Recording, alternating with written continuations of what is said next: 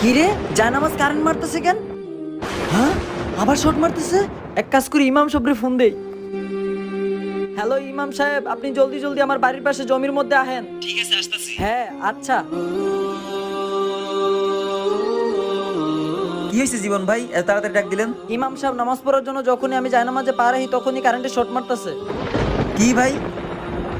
আচ্ছা, আপনি ওই লোক না যে এই এলাকার ভিতরে সব থেকে বড় সুদের ব্যবসায়ী? হ্যাঁ ইমাম সাহেব। দেখছেন ভাই, আল্লাহ তাআলা আপনার এই জানামাজে দাঁড়ানোর তৌফিক দিতেছে না, তাহলে আল্লাহ তাআলা আপনার এতগুলো গুনাহ কিভাবে মাফ করবে বলেন? হে আল্লাহ, আপনি আমার মাফ করে দেন, আমি আর জীবনে সুদের ব্যবসা করবো না আল্লাহ। জীবন ভাই, যান এখন নামাজ পড়েন। কি ইমাম সাহেব? হ্যাঁ ভাই, যান নামাজ পড়েন, কারণ আল্লাহ তাআলা ক্ষমাশীল এবং দয়ালু।